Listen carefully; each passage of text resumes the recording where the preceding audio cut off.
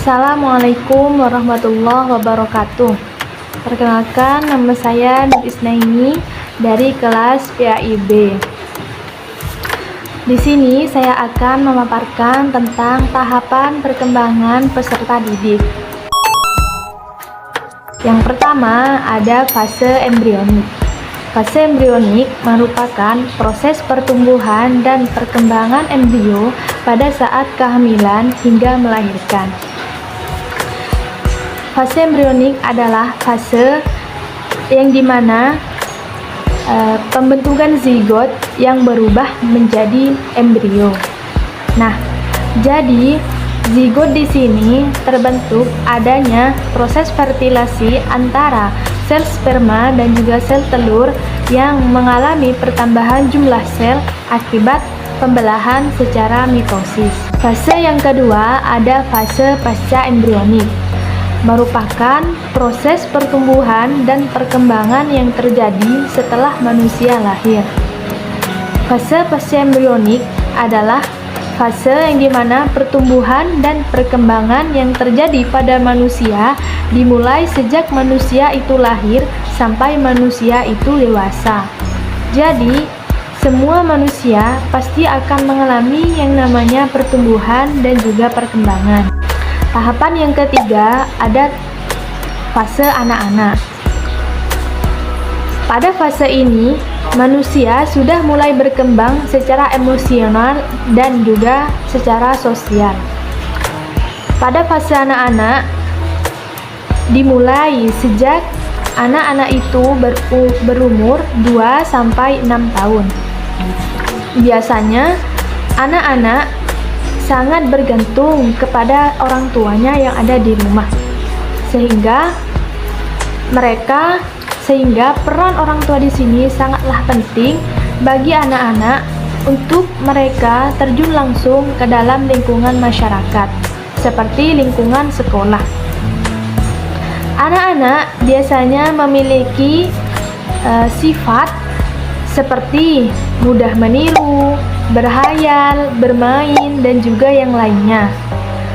Karena dari pengalamannya itu, anak-anak akan timbul rasa ingin tahu dan juga rasa sosial yang lebih luas untuk bekal mereka suatu saat nanti. Halo, sebelumnya perkenalkan, nama saya Masnan Fadilah. Saya akan melanjutkan pembahasan dari pembahasan sebelumnya, yaitu tahapan perkembangan peserta didik pada masa remaja dan masa dewasa. Masa remaja dimulai dari usia 11 tahun hingga 18 tahun. Masa remaja merupakan masa peralihan dari usia anak menjadi dewasa. Pada umumnya, masa remaja dianggap mulai saat anak secara seksual menjadi matang dan berakhir saat anak mencapai usia matang secara hukum.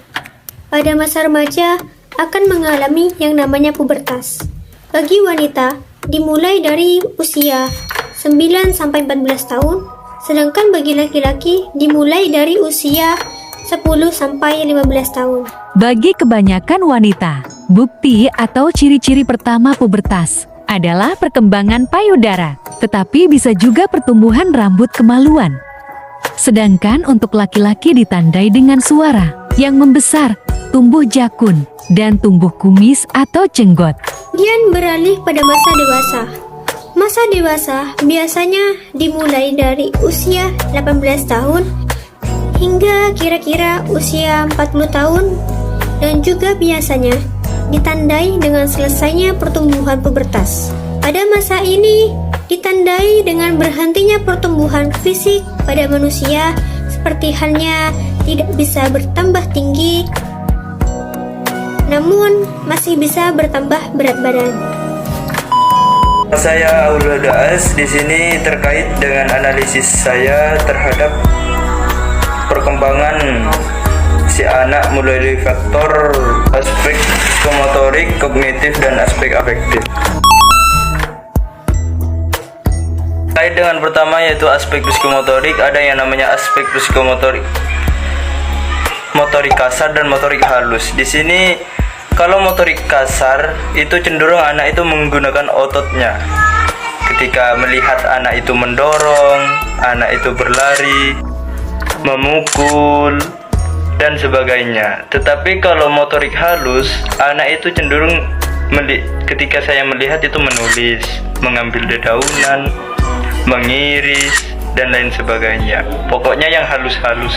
Manfaat dari motorik kasar dan motorik halus itu anak bisa mengembangkan dirinya, bisa menyesuaikan dirinya, mudah bergaul dan mudah berinteraksi. Dari sisi kognitif anak, mulai dari 2 tahun itu sudah mengenal dunianya, dan seseorang anak sudah bisa melihat pengalaman apa yang berada di dunia ini. Ketika seseorang anak, pastinya seseorang anak itu tertarik pada suatu hal ataupun barang yang tertarik kepada dirinya. Biasanya dipegangin apa, mainan apa, itu langsung bisa mengambil dan bisa berekspresi ketika orang tua itu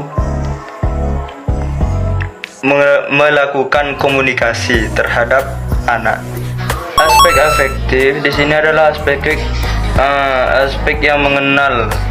Anak sudah bisa beremosi terkait dengan seseorang anak, yang ada yang namanya emosi positif dan ada yang namanya emosi negatif. Emosi positif itu ketika seseorang anak bahagia, ketika seorang anak memperoleh kenikmatan, ketika seorang anak sudah bisa mulai bergurau bersama teman-temannya. Tetapi kalau emosi negatif, ketika seseorang anak mulai overthinking, seorang anak itu mulai cemas tentang hal-hal apa yang telah dia lakukan. Itu saja dari saya, kurang lebihnya mohon maaf. Assalamualaikum warahmatullahi wabarakatuh.